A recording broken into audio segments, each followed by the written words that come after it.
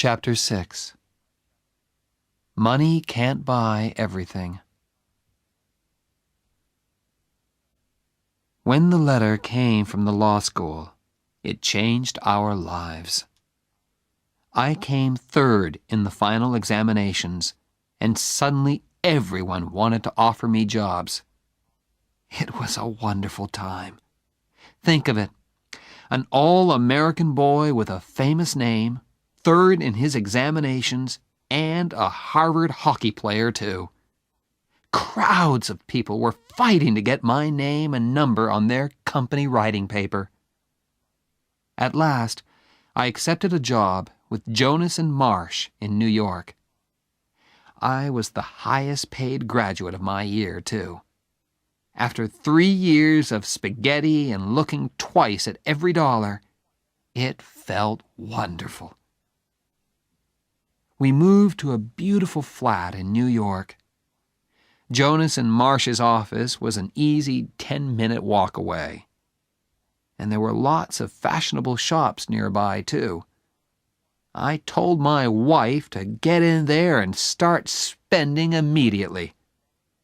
"Why, Oliver?" "Woman, you supported me for 3 years. Now it's my turn." I joined the Harvard Club of New York. Ray Stratton was working in New York, too, and we played tennis together 3 times a week. My old Harvard friends discovered me once more, and invitations arrived. "Say no, Oliver. I don't want to spend my free time with a lot of empty-headed preppies." "Okay, Jen, but what shall I tell them?" "Tell them I'm expecting a baby." "Are you?"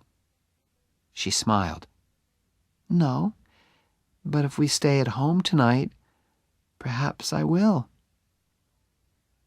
We already had a name for our child. "You know," I said one evening, "I really like the name Bozo." "You honestly want to call our child Bozo?" "Yes, it's the name of a big sports star. He'll be wonderfully big and strong," I continued. "Bozo Barrett, Harvard's biggest football star." We had a name for our child, and we wanted him very much. But it's not always easy to make a baby, although we tried very hard. Finally, I became worried, and we went together to see a doctor. Dr. Shepard checked everything carefully. He took some of our blood and sent it away for examination. "We'll know soon," he said. A few days later, he telephoned me at my office and asked me to visit him on my way home that evening. "Well, Doctor," I said, "which of us has the problem?" "It's Jenny," he said. "She will never have children." I was ready for this news, but it still shook me. "Well," I said, "children aren't everything." "Oliver," said Dr. Shepard, "the problem is more serious than that. Jenny is very ill. She has a blood disease. It is destroying her blood, and we can't stop it. She is dying, Oliver. I am very sorry." "That's impossible, Doctor," I said. I waited for the doctor to tell me that it was not true. Kindly and patiently, he explained again, and at last I understood the terrible words. "Have you spoken to Jenny, Doctor? What did you tell her?" "I told her that you were both all right. For the moment, it's better that way." I wanted to shout and scream at the unfairness of it all. Jenny was 24, and she was dying. "What can I do to help, Doctor?" I asked at last. "Just be natural," he said. Natural. I began to think about God. At first I hated him. Then, next morning, I woke up, and Jenny was there beside me. Still there. I was ashamed. Thank you, God, I thought. Thank you for letting me wake up and see Jennifer. Be natural, the doctor had said. I did my best, and all the time I was living with my terrible secret. One day, Mr. Jonas called me into his office. "Oliver, I have an important job for you. How soon can you go to Chicago? You can take one of the younger men with you." One of the younger men? I was the youngest man in the office. I understood the message. "Oliver, although you are still only 24, you are one of our top men." "Thank you, sir," I said, "but I can't leave New York just now." I had decided not to tell anyone about my troubles. I wanted to keep my secret as long as possible.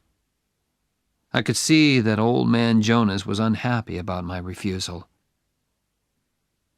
On the way home that day, I saw a notice in a travel shop window. "Fly to Paris." Suddenly, I remembered Jenny's words. What about my scholarship? What about Paris? I went into the shop and bought 2 tickets to Paris. Jenny was looking gray and tired when I got home. When I showed her the tickets, she shook her head. "Oliver," she said gently, "I don't want Paris. I just want you. And I want time, which you can't give me." Now I looked in her eyes and saw the sadness in them. We sat there silently, holding each other. Then Jenny explained. "I was feeling terrible. I went back to the doctor, and he told me, I'm dying." Now I didn't have to be natural anymore. We had no more secrets from each other. Now we could discuss things that young husbands and wives don't usually have to discuss. "You must be strong, Oliver," she said. "For Phil, it's going to be hard for him. He needs your help, okay?" "Okay, I'll be strong," I promised. I hoped Jenny could not see how frightened I was. A month later, just after dinner, Jenny was playing Chopin on the piano. Suddenly she stopped. "Are you rich enough to pay for a taxi?" she asked. "Of course. Where do you want to go?" "To the hospital." In the next few busy, worried moments, while I hurriedly packed a bag, I realized. This is it, I thought.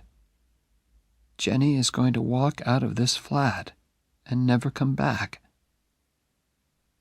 I wondered what she was thinking. She sat there, looking straight in front of her. "Hey," I said, "is there anything special that you want to take with you?" "No," she said. Then she thought again. "Yes, you." The taxi driver thought Jenny was expecting a baby. "Is this your first?" he asked. I was holding Jenny in my arms, and I felt ready to explode. Please, Ollie, Jenny said to me softly. He's trying to be nice to us. Yes, I told the driver. It's our first, and my wife isn't feeling very well, so can you hurry, please? He got us to the hospital in 10 minutes. Good luck, he called as he drove away. Jenny thanked him. She was having trouble walking. I wanted to carry her, but she said clearly, Not this time, Preppy. So we walked. Have you got health insurance? They asked us in the hospital. No. We had never thought about buying insurance. We were too busy buying furniture and kitchen things. Of course, the doctors knew about Jenny, and they were expecting us. Listen, I told them. Do your best for Jenny. I don't care what it costs. I want her to have the best, please. I've got the money.